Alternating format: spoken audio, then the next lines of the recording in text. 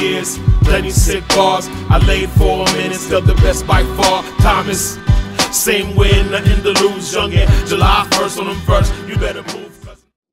Simon Says. Yes, yes. Comment ça va? Ça va bien, vous autres? Ça va, merci. Ouais. On va bien. Écoute, là, on voudrait te remercier d'abord, là, de nous donner un peu de temps, mais pour t'interviewer, hein. Je sais que t'es peut-être, là, c'est le moment de un peu de quarantaine, pour certains d'entre nous.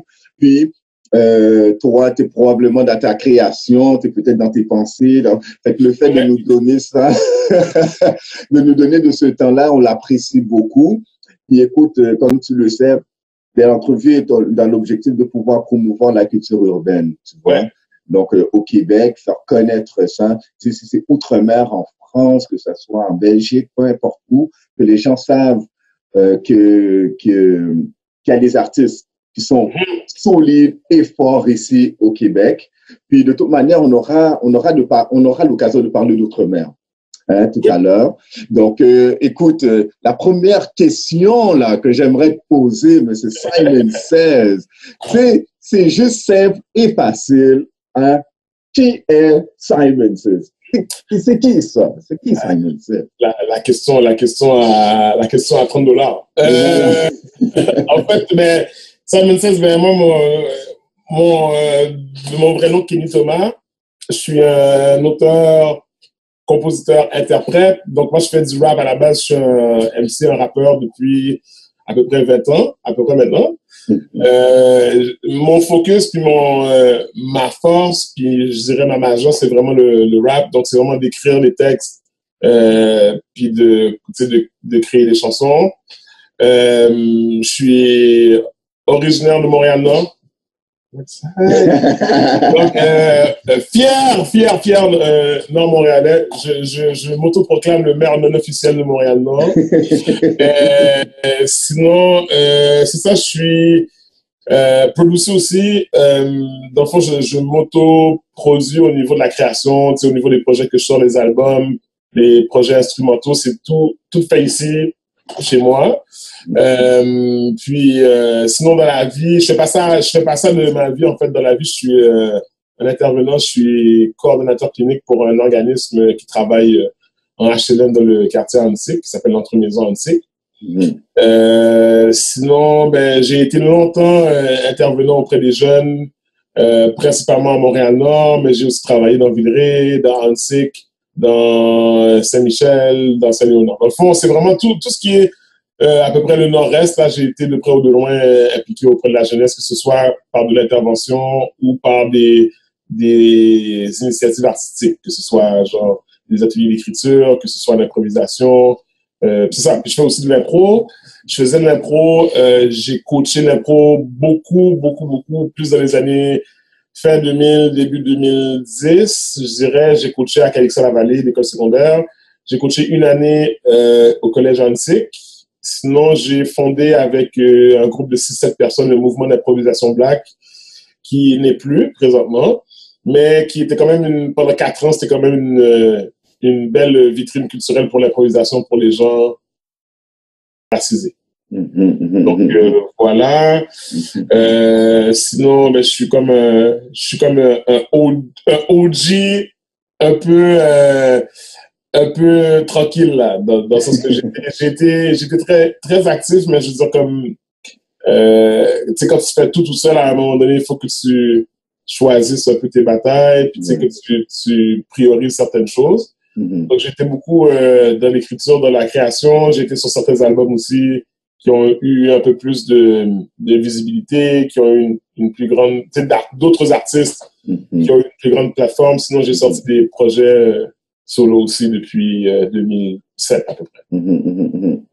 Je trouve ça super intéressant que tu nous parles tout l'aspect d'intervention, tout l'aspect bon, tu dis que ça fait quand même 20 ans là que t'es rappeur.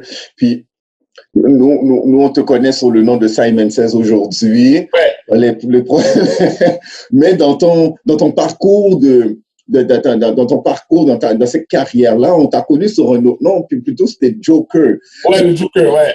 C'est le Joker. Ouais. Là, aujourd'hui, on t'appelle Simon Says. Ouais. Dis-moi pourquoi vient cet alias-là. Dis-moi d'où vient la transition entre Joker et Simon Says. Alors, ben, le Joker, c'était le nom qu'on m'avait donné. Moi, j'ai commencé à vraiment me donner dans le rap, puis à vraiment écrire des textes en rap, puis à faire des shows en 1999. Je suis en secondaire 5. Bobby, t'étais là? Back in the days, puis je faisais partie d'un groupe. Puis là, un des membres du groupe, Jodlex, Charlotte à Jodlex, c'est lui qui m'a donné le nom du Joker. Parce qu'il m'a dit, ah, tu sais, t'es comme un gars qui est toujours sous blague, puis tu sais, comme t'as le sens de l'humour et tout. Je l'ai gardé pendant presque jusqu'en 2017, en fait.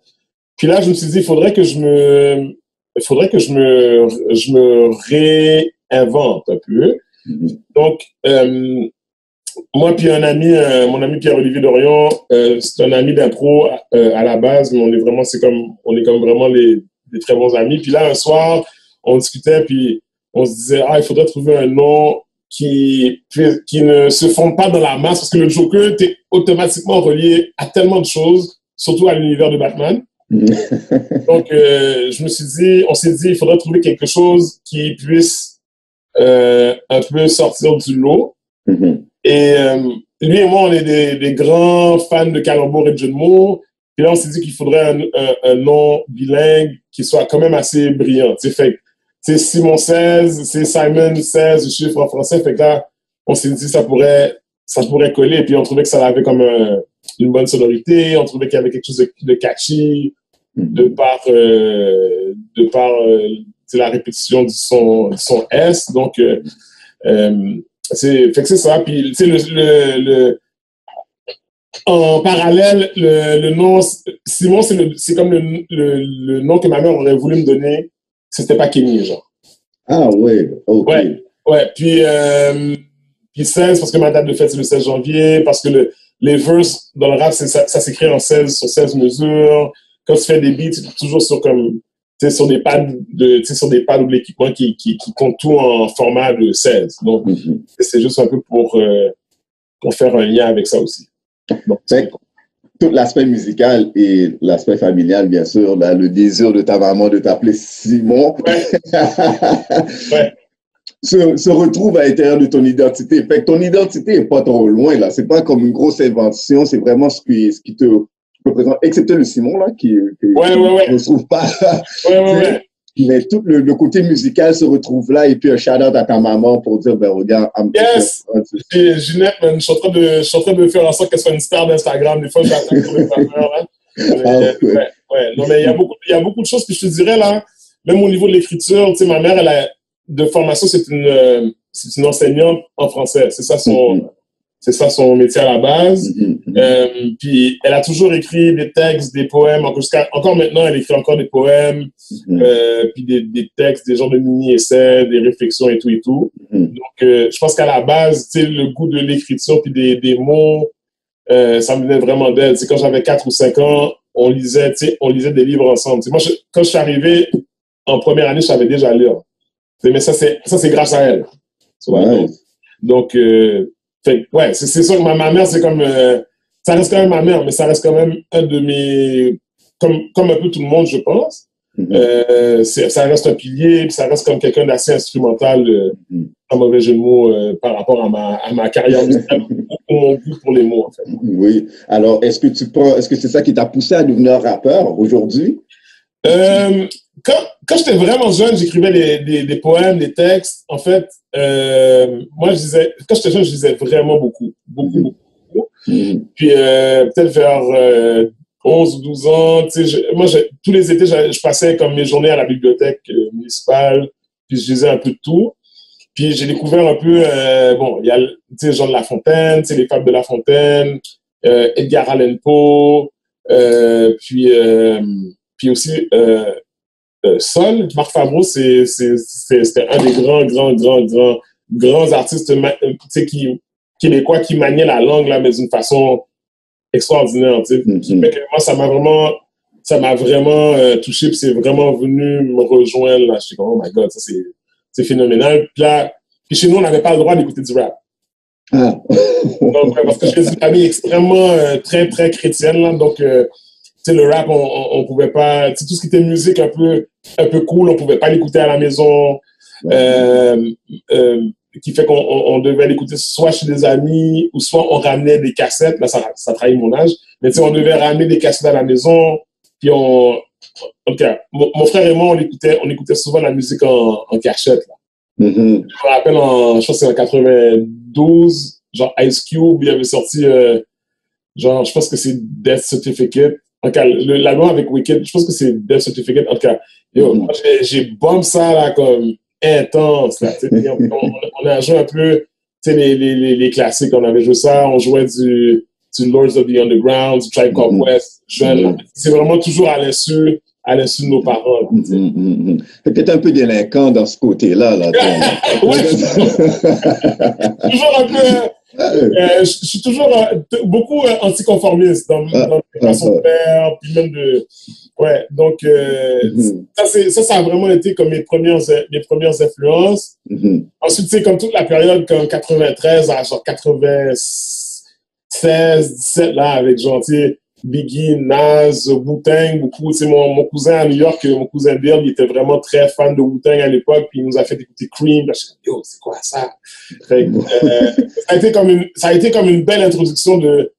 Parce que avant, tu sais, le rap, c'était relativement nouveau. Fait, tu sais, quand t'avais comme 3-4 groupes qui perçaient, t'es comme, ah, ben, tant mieux pour eux. Mais quand tu vois que, tu sais, Nas avec Illmatic, Biggie avec Ready to Die, Wu-Tang avec Enter the 36 Chambers, Outkast avec Southern Playalistic, I Like Music, Tribe Called Quest avec leur deuxième, troisième album. OK, genre, il y a comme quelque chose qui se passe, qui te rejoint, parce que c'est des artistes qui, tu sais, noirs, qui te ressemblent, puis que vraiment, c'est un peu la même génération, tu sais. Donc, c'était souvent, moi, ça me rejoignait beaucoup, tu sais, comme juste Biggie, je veux dire, le fait de, tu sais, c'est un jeune rappeur de Brooklyn, mais sa mère est d'origine jamaïcaine, lui, il est né en Jamaïque, je pense. Puis comme, il a immigré ici, puis tu sais, juste le rapport migratoire est quelque chose auquel, par rapport à lui, puis sa mère, puis ses parents, versus sa vie à Brooklyn, c'est quelque chose qui résonnait beaucoup avec moi aussi, tu sais. Donc ça a vraiment été mon introduction, je pense, au rap, parce que j'ai vraiment été fan de rap. Ensuite, j'ai découvert le rap français, francophone, là, mais français plus. Ouais. Parce qu'ici au Québec, il n'y avait pas grand-chose. Mais tu sais, je veux dire, tu sais, je veux dire, tu sais, bon, bien sûr, il y a comme IAM, il y a comme, tu sais, Doc Gynéco, Passy, NTM, tu sais, je veux dire, tu sais, comme les vieux de la vieille, là, tu sais, ça a vraiment été comme, ah, OK, comme, tu peux faire ça en français, puis ça peut être nice. Puis, fait que c'est ça. Puis là, je pense en 98, 19, là, j'étais accro, là, au rap, là. J'écoutais tout le temps du rap. J'écoutais autre chose, mais tu sais, ma majeure, c'est souvent le rap. Puis, je me suis dit, peut-être que laisse-moi essayer de placer des mots, genre, sur un beat. Fait que, avec quelques gars en secondaire 5, on a comme formé un groupe qui s'appelle le Trust, qui était le Real Undisputed Street Thugs, comme des jeunes, des gars de 17 ans, là, qui se la croient. Voilà. Mais, tu vois, c'était cool parce que, c'est ça, tu sais, ça m'a permis de, vers la fin de mon secondaire, je n'étais pas vraiment motivé à aller à l'école. Et je pense que le fait d'écrire des textes puis le rap, ça m'a vraiment, tu sais, j'ai fait des liens avec ce que j'écoutais, disons, puis ce qui était dit dans mes cours de français au niveau des figures de style, puis au niveau de la grammaire, puis au niveau de construction de rimes, puis tu sais, tout ça là. Donc tu sais, ça m'a vraiment comme raccroché à l'école, je dirais. Puis c'est ça. Fait que là, genre, fait que c'est pas mal ça un peu mes débuts. On a fait 1 ou 2 shows dans Montréal-Nord, à l'église Saint-Vincent-Marie, dans le sous-sol de l'église. Puis c'était cool parce que c'était vraiment comme, il y avait quelque chose d'effervescent quand même, qui était quand même intéressant, tu sais, parce qu'il y avait nous, il y avait genre, il y avait comme, ben, UFF, mais genre, à la base, c'était YGK, puis c'était comme c'était la clique de gars, qui faisait du hip-hop, mais de Henri Bourassa à l'autre école secondaire. OK, ouais. L'autre école secondaire publique francophone de Montréal-Nord. Donc, fait que c'est ça, tu sais, comme on a fait un show ensemble, puis là, genre, comme en tout cas, ça s'est pas super bien passé parce que, tu sais, on était jeunes, on pensait que, tu sais, quand t'as jamais fait de scène, tu sais, vraiment, au niveau du rap, tu sais, comme tenir ton micro, genre, pas avoir ton micro comme ça, puis, tu sais, utilisation de l'espace, puis comme, genre, tu sais, investir la foule dans la performance, c'est toutes des choses qu'on comprenait pas, là, tu sais. Mais qu'eux autres comprenaient. Eux autres, ils avaient déjà fait quelque chose, je pense. Fait qu'eux autres, ils comprenaient ça, tu sais, mais, tu sais, c'est les gars, tu sais, c'est du gros love, là, parce que tu as besoin aussi d'un esprit de compétition, genre, tu sais, comme dans le rap, d'observer d'autres personnes, puis de te dire, ah ouais, ça c'est bon, ah ouais, moi, je vais essayer d'intégrer ça, tu sais, sans copier, mais tu sais, juste développer des codes, qui peuvent être intéressants. C'est ça, développer des nouvelles techniques, là, disons, à ton humain. Fait que là, je sens comme quoi, tu sais, l'influence du rap est partie de là. Tout ce que j'entends, c'était dans un milieu francophone, mais pourtant, la majorité du temps, quand on t'écoute, c'est pas trop le français. Ouais. Des fois, il y a du français, c'est vrai. Ouais. Mais, tu sais, moi, je donnerais un 95%, c'est anglais, là. Tu sais, c'est ça. Je suis resté généreux, mais. Pour qu'on s'entende.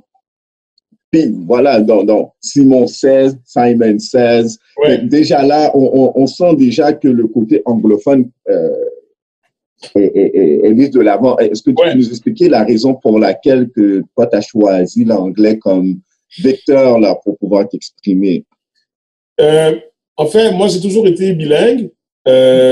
Puis, à la maison, tu sais, j'ai grandi, quand j'étais vraiment jeune, j'ai passé une partie de mon enfance avec... comme j'étais gardé par ma grand-mère qui parlait seulement créole, puis mon oncle qui parlait créole, mais qui parlait majoritairement anglais.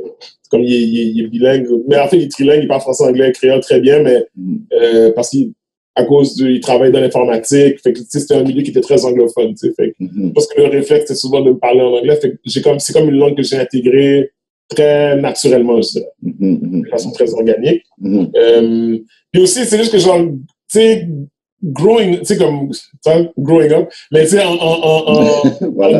en grandissant, tu sais, tes influences, tu sais, c'est les meilleurs à faire du rap, ça va toujours être, genre, les gars des États-Unis. Ça va toujours être eux les meilleurs pour faire du rap. Ils sont à l'avant-plan de tout. C'est eux qui donnent le pas, c'est eux qui créent les styles, que ce soit vestimentaire, que ce soit au niveau du rap, que ce soit au niveau du vocabulaire, tu sais, il y a des choses qu'on a intégrées d'eux puis qu'on a même francisées, tu sais.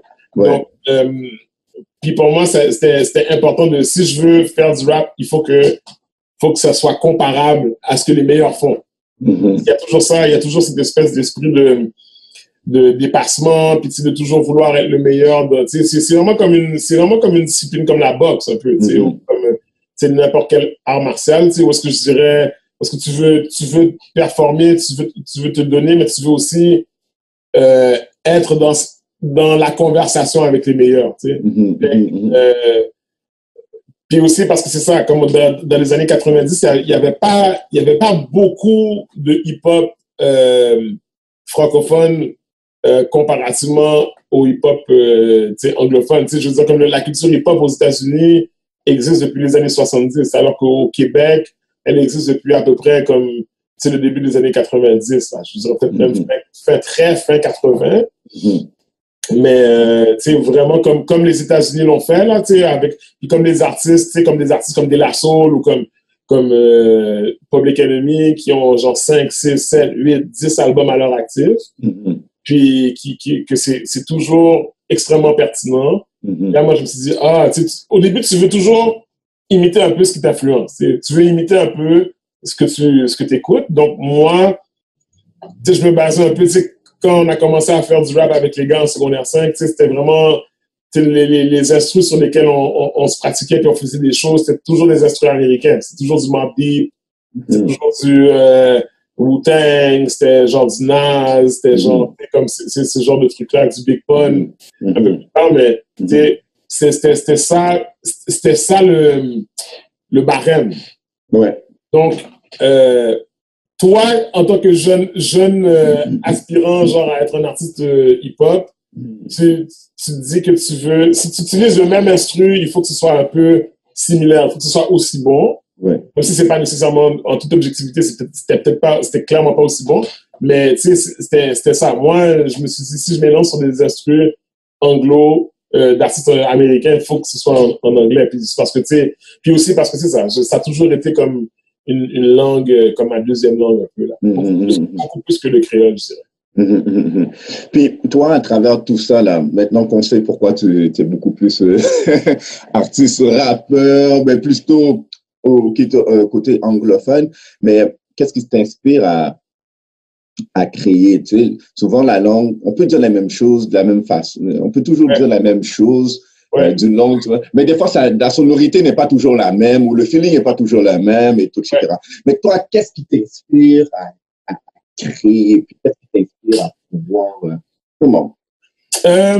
Je te dirais que si on avait à disséquer ma carrière, ça serait... moi, je pense que ça dépend. Au début, c'est ça. Tu veux vraiment être... Tu sais, le rap, c'est un sport. Quand tu es un MC, là, pas un rappeur, là, mais un MC, là, tu sais, dans le sens initial du terme. C'est pas seulement...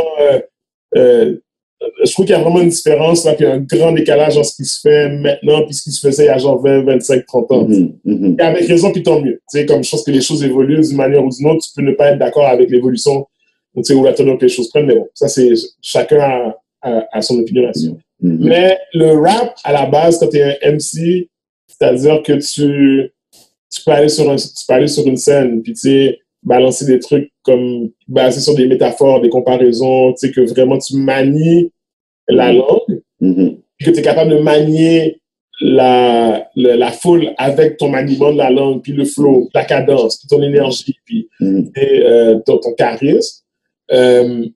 Tu sais, ça fait en sorte que ça devient un sport de compétition. Parce que tu sais, comme très tôt, là, à l'époque de Lyrics Production, tu sais, quand il y avait un show, puis il y avait genre 6 ou 7 autres artistes hip-hop, mais pour moi, c'est de la compétition.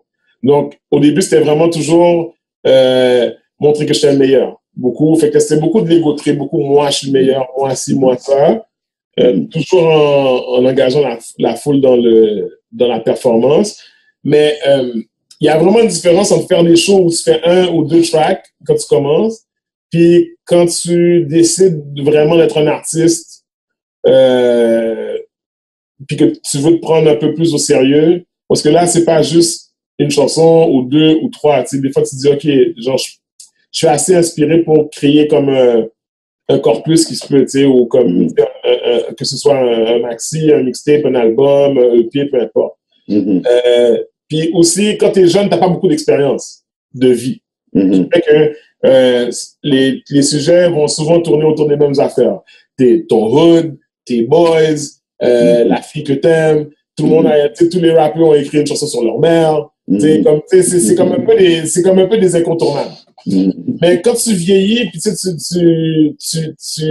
vis des trucs, puis tu as traversé des choses, des expériences, que ce soit positives ou négatives, des épreuves comme des grands accomplissements ou des grandes sources de fierté, ben ça vient teinter la musique. T'sais, moi, je viens de Montréal-Nord, puis c'est comme à Montréal, Montréal-Nord a comme une étiquette qui est très difficile à enlever, je trouve, pour le quartier, pour les gens qui résident dans le quartier ou qui ont grandi là. Puis moi, à un moment donné, je me suis dit, moi, je veux vraiment être quelqu'un qui inspire, plus que quelqu'un qui fait juste se servir des trucs un peu clichés, parler du ghetto, parler de la pauvreté et tout, mais de se servir de ça, puis de montrer que ça peut être... ta vie n'est pas obligée d'être ça si tu viens de là. Tu sais, si tu viens de ça, ça peut être autre chose. Donc, pour moi, c'est vraiment puis aussi, tu sais, le fait que j'ai voyagé quand même un peu, qui fait aussi que ça fait en sorte que tu analyses un peu les choses sous un autre œil. Tu rencontres des gens d'ailleurs, et tu te dis que tout le monde vit un peu la même chose, mais à des degrés différents. Tu sais. Tout le monde a vécu des ruptures amoureuses, tout le monde a des querelles avec sa famille, tout le monde a eu des soucis d'argent à un moment ou à un autre. Puis c'est un peu tu sais, juste de me servir de ça, de ces éléments-là, puis de toujours trouver comme quelque chose d'universel, tu sais, un peu propre à tous, puis de l'injecter dans la musique. Tu sais. Moi, c'est vraiment ça. Fait que, moi, je te dirais maintenant, du haut de mes 38 ans, tu sais, moi, je parle beaucoup de... Il y a encore l'aspect très égotrip parce que, tu sais, c'est comme un exercice... Le rap, c'est un exercice de style. C'est à quel point tu peux être habile avec la langue, avec les mots, puis en utilisant un flow, puis avec. Mais c'est aussi beaucoup parler de moi en tant comme noir de 38 ans, de parler de sujets dont on parle peut-être jamais. Tu sais, exemple, tu sais, comment est-ce qu'un homme gère le deuil? Tu sais, on en parle, tu sais, ça que ce soit ton dead homie qui est mort dans la rue. Là, comment est-ce que tu gères la mort de parents? Comment est-ce que tu gères, tu sais, comment est-ce que tu essayes ou tu réussis à être heureux malgré le fait que tu as vécu une grande perte. Tu sais. Puis pour moi, c'est important de traduire ces émotions-là. Tu sais, parce que tu sais, la musique, ça se veut la traduction sonore et rythmique de ce qu'on vit. Tu sais. C'est ça qui m'attire vraiment par rapport au hip-hop, puis par rapport au rap, c'est vraiment que on peut parler de tout en autant que c'est bien exécuté. Donc, fait que c'est ça. Moi, dans les dernières, je te dirais, dans les dernières années, c'est vraiment beaucoup. Il y a beaucoup d'influence par rapport à des choses qui sont arrivées dans ma vie familiale, par rapport à ma propre gestion de mes émotions, par rapport à toutes sortes de choses, par rapport aux injustices sociales aussi. Tu sais, comme je disais, à Montréal-Nord, c'est très stigmatisé. Mais il y a des belles choses, tu sais, il y a du lait, puis il y a du beau dans tout, il y a du poche, puis il y a du pas poche partout, tu sais, dans tous les quartiers de partout dans le monde, tu sais. Et puis, pour moi, c'est toujours, quand je dis que je suis le maire non officiel de Montréal-Nord, c'est vraiment parce que, pour moi, c'est comme une fierté de venir de là, parce que honnêtement, j'ai vraiment eu comme des très beaux moments là-bas, donc, tu sais, c'est vraiment de jeter la lumière, puis c'est d'ouvrir une fenêtre sur cet univers-là. Je pense que Bobby avait une question pour toi. En fait, je vais juste revenir vite quand tu as fait la distinction entre MC et rappeur. Ouais. Okay? Il y a une partie de toi que tu n'as pas mentionnée. Toi, tu as fait du théâtre.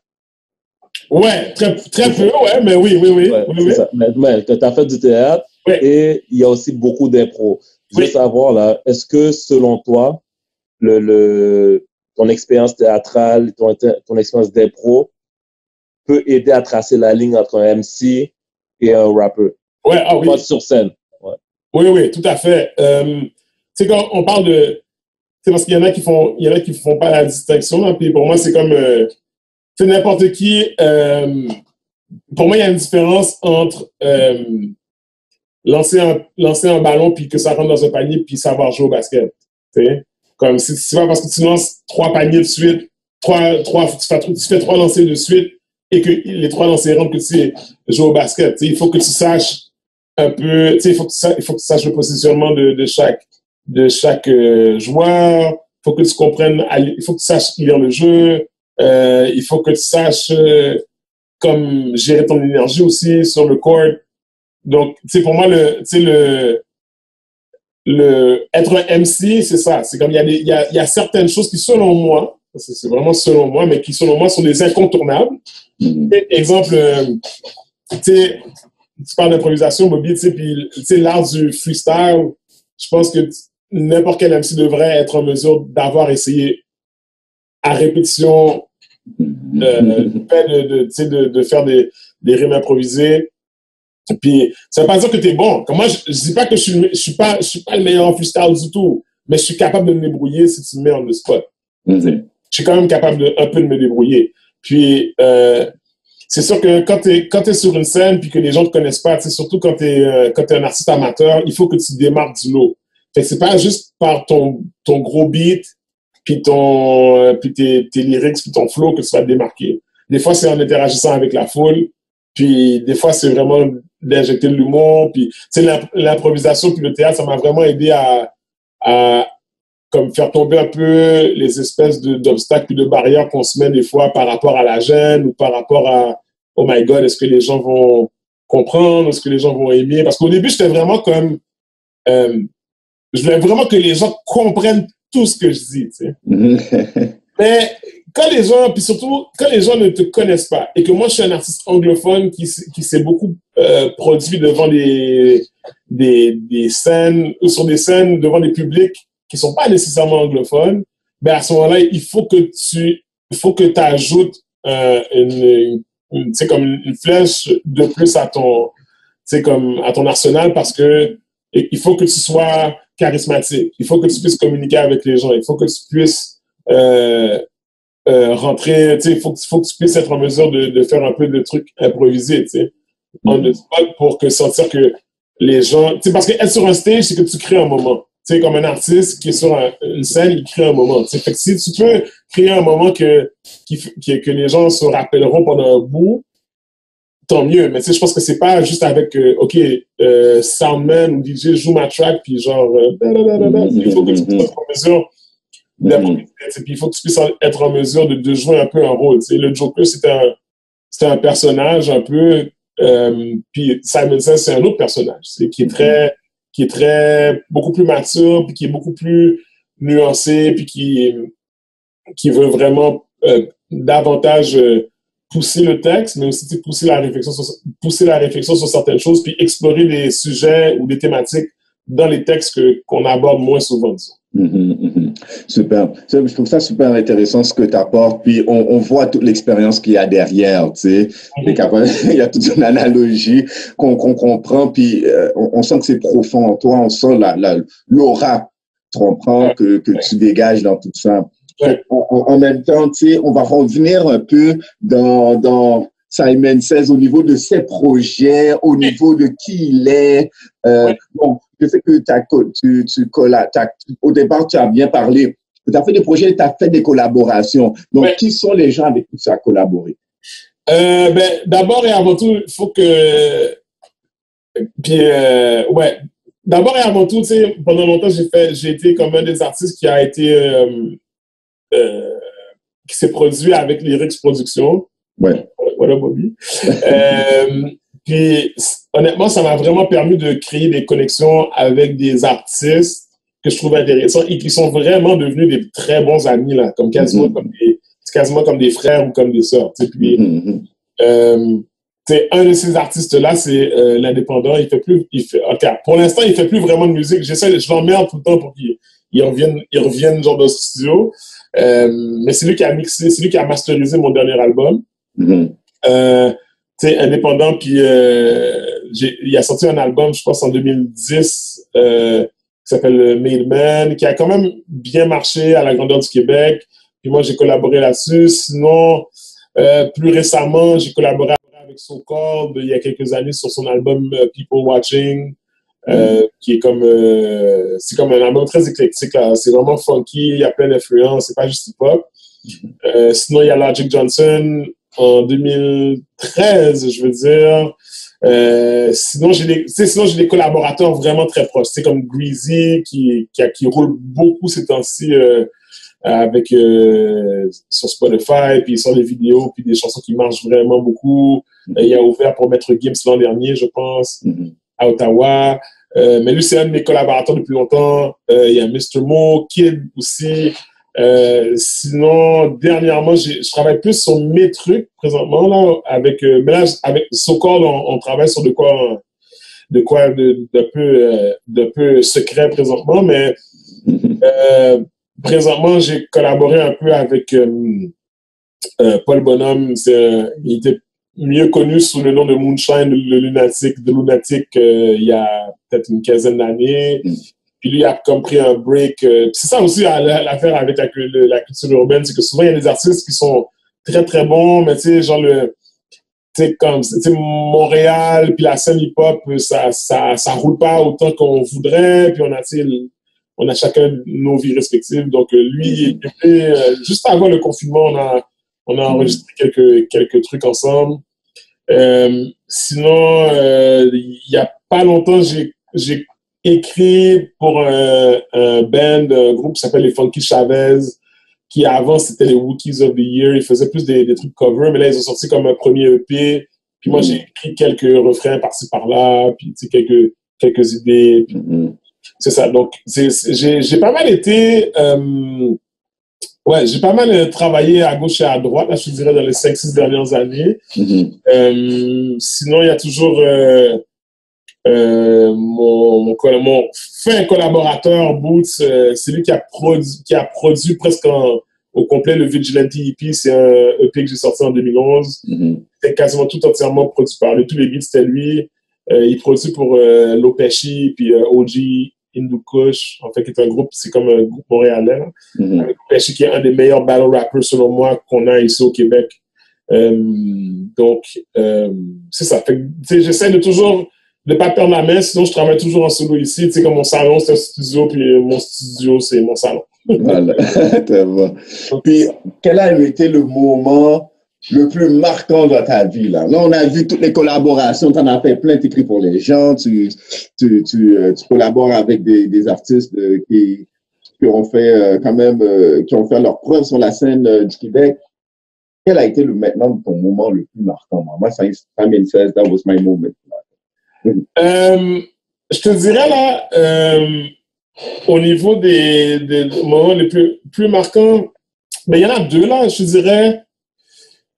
Être sur l'album de So Called, ça c'est comme ça, pour moi c'est un grand moment dans ma vie là, parce que So Called, c'est un artiste que, tu sais, si les gens qui regardent ça connaissent pas là, c'est un des plus grands esprits au niveau de la musique qu'on a à Montréal là. Vraiment là, c'est comme un virtuose, c'est un mélomane, un homme de grand talent. Puis, je me rappelle plus quand, je pense que c'est comme en 2011, je t'allais voir son show à la Maison de la Culture avec des amis. Puis là, à un moment donné, vers la fin du show, il dit, est-ce qu'il y en a qui rappent, tu sais? Fait que là, mon ami Yann, Charlotte Yann, il me pousse, puis il me dit, yo, vas-y. Fait que là, comme j'y étais, puis là, genre, j'ai comme spit un truc que j'avais écrit, puis après c'est devenu genre du freestyle. Puis là, il m'a dit, man, il faut qu'on garde contact. Puis là, je pense que peut-être 1 an et demi plus tard, si c'est pas 2 ans, ben, on est rentrés en studio ensemble. Puis là, après, en 2015, il sort son album. Puis là, moi, je suis sur le premier track de l'album, tu sais. Wow. Pour moi, c'était comme... Wow! C'était vraiment comme... Je me rappelle, là, je suis sorti de la session d'enregistrement, puis il y avait genre Fred Wesley, qui est comme un trompettiste qui faisait partie du band à James Brown, là. Nice. Moi, j'étais comme dans la pièce avec lui. Moi, j'étais comme, yo, comme ça n'a pas de sens, là. Pour moi, j'étais comme, genre, tu sais, c'est comme, c'est la royauté musicale, là, qu'il y a. Puis, tu sais, au niveau du hip-hop aussi, James Brown, c'est un des artistes les plus échantillonnés, tu sais, par les artistes hip-hop au fil des ans. Donc, ça a été comme je pense que ça a été comme musicalement parlant, là, au niveau de ma carrière, le plus grand moment, tu sais, je te dirais. Sinon, c'est ça, au mois de novembre dernier, j'ai sorti un album qui s'appelle The Gospel of Simon, qui est comme entièrement produit. Tous les beats, c'est moi. Tout a été enregistré ici, sur l'ordi sur lequel je vous parle. Puis, tu sais, c'était vraiment comme... Puis je m'étais pas dit, je vais sortir un album. Je me suis dit, je vais enregistrer. Tu sais, je me sers beaucoup de la musique pour comme gérer mon stress des fois. Puis souvent, ça a vraiment été, OK, je vais enregistrer telle chanson. Puis j'ai une bonne idée, un truc que j'ai écrit, je vais essayer sur un beat. Finalement, 10 chansons plus tard, j'ai comme un album.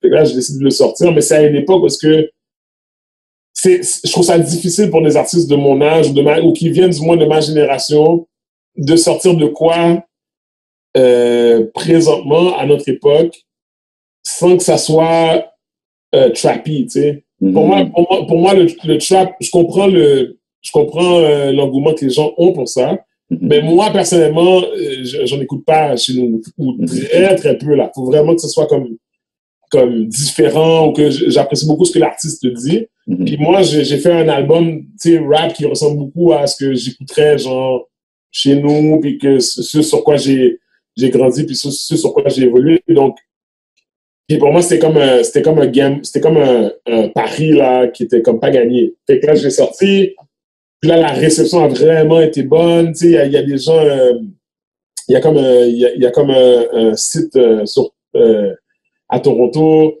que le gars, il m'a mis dans les 100 albums hip-hop de l'année, genre de 2019. Puis il m'a dit que j'étais comme dans le top 10 meilleurs albums hip-hop canadiens. Là. Puis moi, j'étais comme...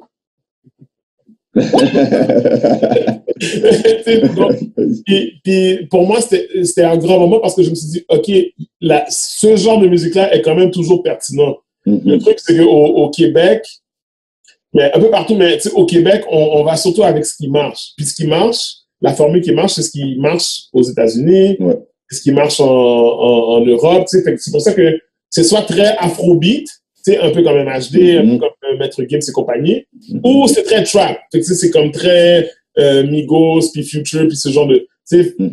On est un peu là-dedans. Mais il y a très peu d'artistes qui font vraiment des trucs plus collés genre aux racines du hip-hop, je dirais. Là. Pas que ce qui se fait maintenant n'est pas collé, mais c'est une évolution. Mais moi, il faut qu'il y ait comme...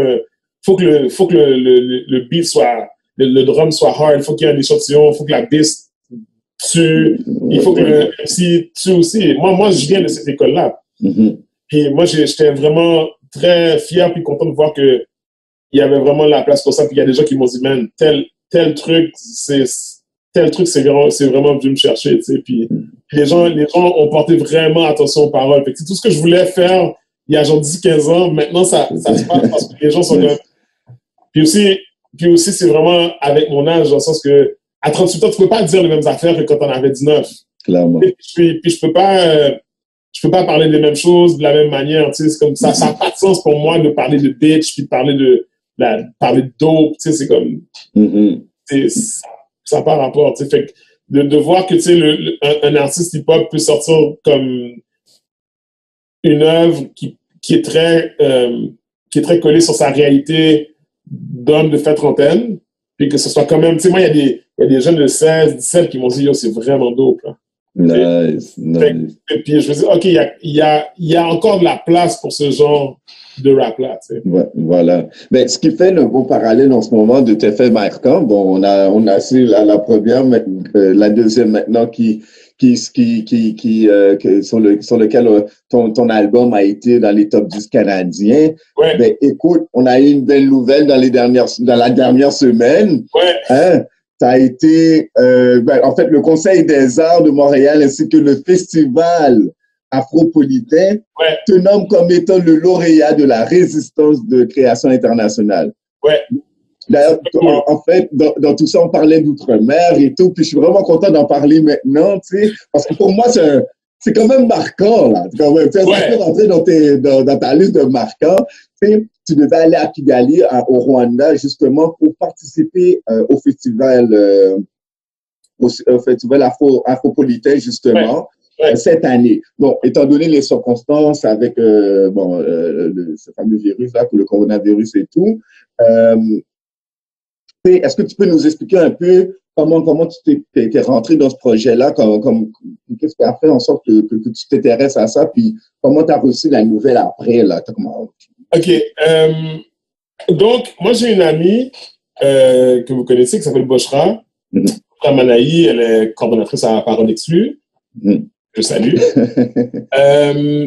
En fait, au mois de mars, je pense, au mois de février, elle m'envoie l'appel d'offres pour le projet.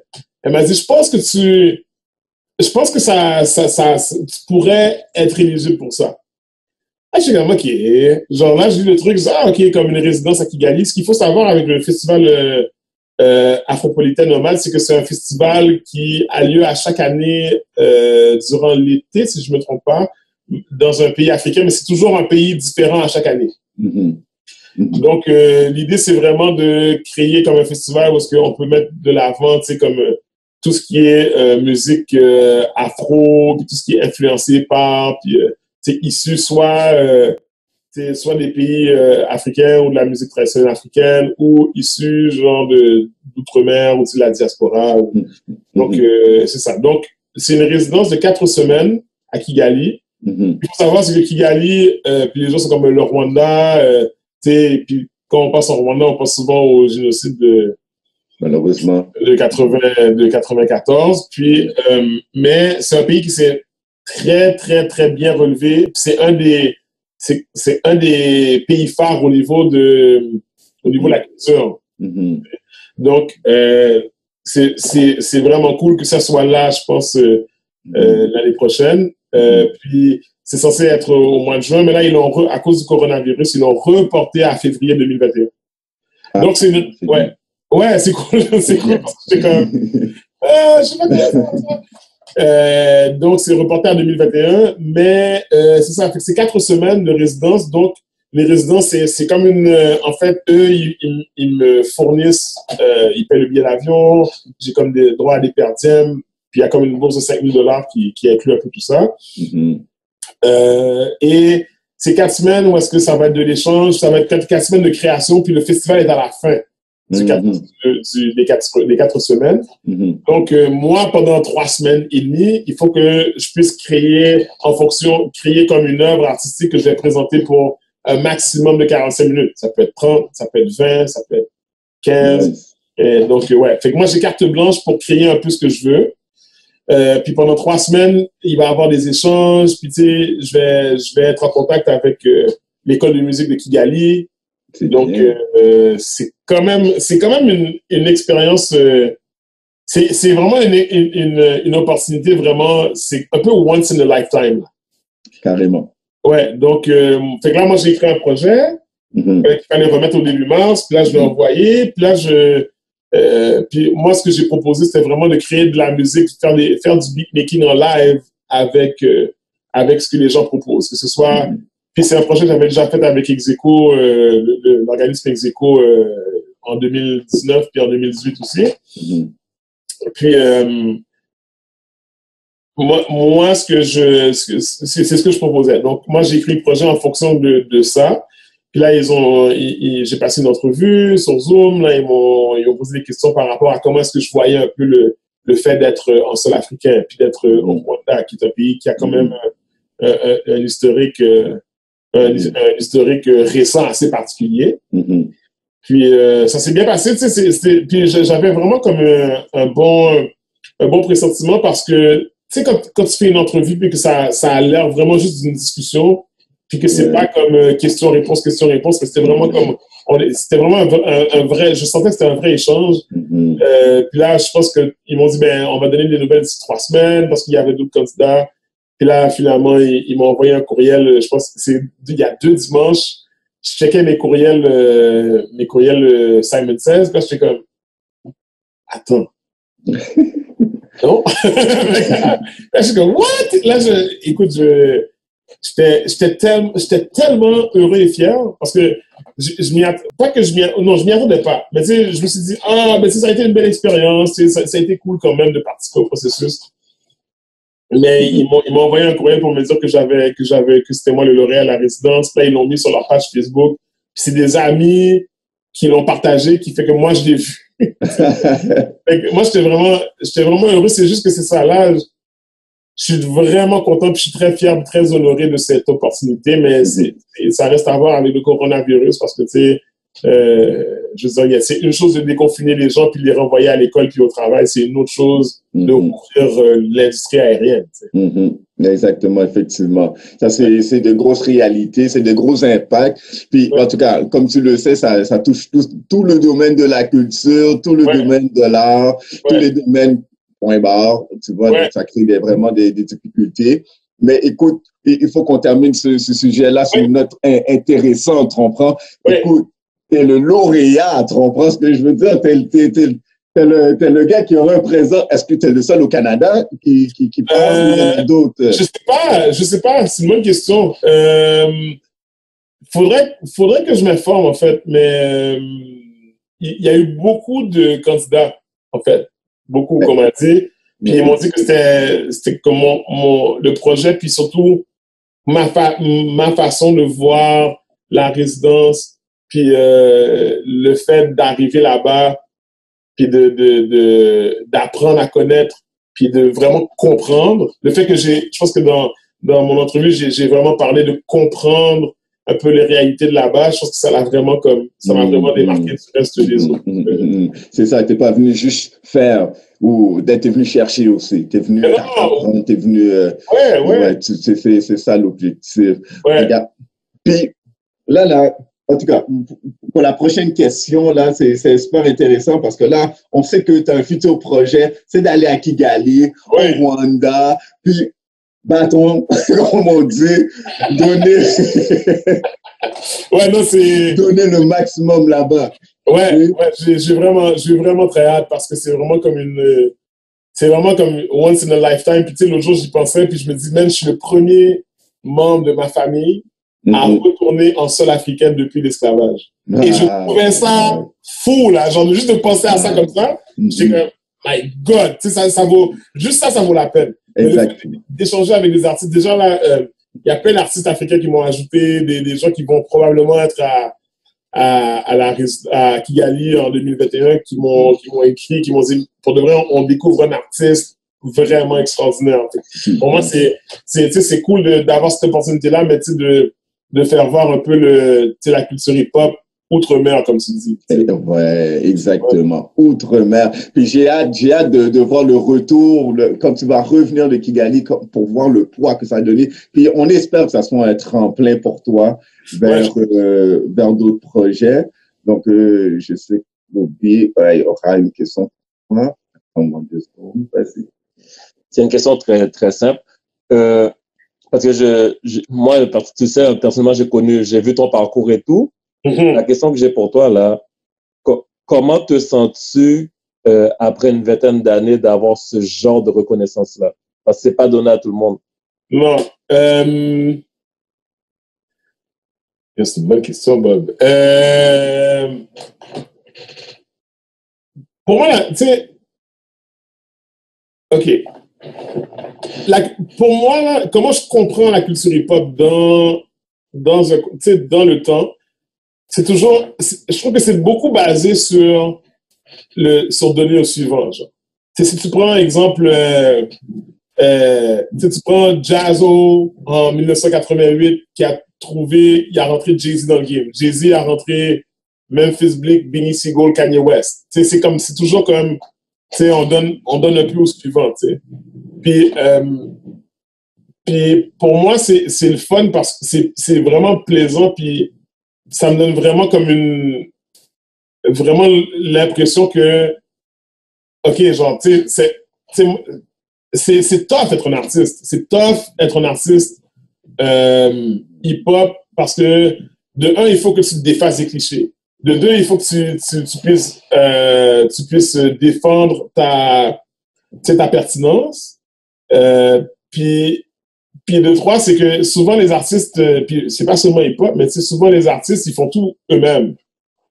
Et des fois, tu écris les textes, tu t'enregistres, tu trouves des harmonies, tu fais le cover, tu fais la promo, tu fais le show, le flyer, tu fais les t-shirts, la marchandise, la merch.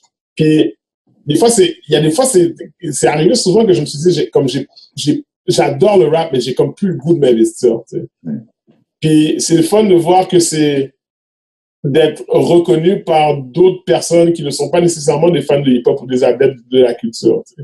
Et vraiment reconnaître un peu mon esprit créatif, puis comment je veux justement donner au suivant. Moi, j'ai toujours été là-dedans. Avec l'impro, ça a été ça. Avec le rap, puis le hip-hop, ça a toujours été donner au suivant. Donc, tu sais, donner des ateliers, comme, tu sais, transmettre une passion à autrui. Donc, pour moi, c'est vraiment, tu sais, c'est une fierté, puis c'est vraiment comme, les 3 dernières années, pour de vrai, ça a été comme, les 3 dernières années ont vécu les 17 années d'avant. C'est honnêtement. Parce que ce qu'on veut en tant qu'artiste, puis surtout en tant qu'artiste hip-hop, je pense que c'est d'être reconnu, sans nécessairement que les gens te mettent dans une boîte. Ah ouais, toi, t'es le rappeur qui a un message. Toi, t'es le rappeur qui vient de Montréal-Nord. Toi, t'es le rappeur qui rappe en anglais. Donc, tu sais, il y a toujours comme des idées qui viennent avec. Donc, pour moi, l'idée d'être reconnu au-delà de l'univers hip-hop, moi, je trouve ça cool. Puis après 20 ans, je sais ce que je vaux au niveau de ma valeur artistique. Je sais ce que je vaux au niveau de l'écriture. Je sais ce que je vaux au niveau de ce que je peux faire musicalement. Puis pour moi, c'est comme une consécration un peu, là. Puis c'est pas fini, il va y avoir d'autres choses. J'ai d'autres projets qui sont pas nécessairement reliés directement à faire puis à sortir de la musique, mais moi, j'aimerais vraiment créer comme une espèce d'école urbaine, où est-ce que on utilise des éléments de la culture hip-hop, mais pour raccrocher les jeunes à l'école. Moi, c'est ce que j'aimerais faire ultimement, mais c'est un projet qui est c'est une pierre sur la route. Donc, je sais pas si je réponds à ta question un peu par rapport à ça, mais pour moi, c'est comme un bon tremplin, c'est un boost, puis pour moi, c'est vraiment comme, OK, j'ai toujours été sur la bonne voie. Maintenant, il faut juste rester sur cette voie-là.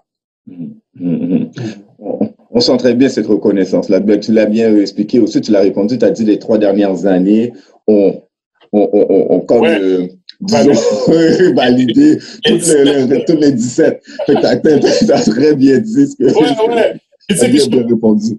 Puis, tu sais, je serais pas là, puis j'aurais pas cette conscience-là de mon art si c'était pas d'autres artistes que j'admire, tu sais, je veux dire, tu sais, Indépendant, Métis, Medici, Asma, Rico Blocks, tu sais, Paul, le Backspin, tu sais, Kamikaze, tu sais, il y a plein d'artistes, puis des amis qui m'ont challengé, qui m'ont poussé, ou des fois qui m'ont dit non, ça c'était wack. Puis t'as besoin de ça pour évoluer, t'as besoin de te questionner par rapport à ce que tu fais, parce que des fois t'es tellement comme, t'as des œillères, là, tu sais, quand tu crées, là, souvent ça m'arrive, des fois tu fais le même beat, des fois tu as la même tournure de phrase, tu as un peu le même flow. Donc, c'est bon d'éprouver ce que tu fais par rapport à l'opinion des gens. Tu sais. Super. Alors là, on va pour terminer notre entretien ensemble, on a 2 questions à te poser rapidement. Tu sais, Simon Says serait une personnalité publique. Qui serait-il? Si tu devais t'incarner un peu une personnalité publique, serait qui, toi? Qui existe, là. Genre, tu sais, comme pas...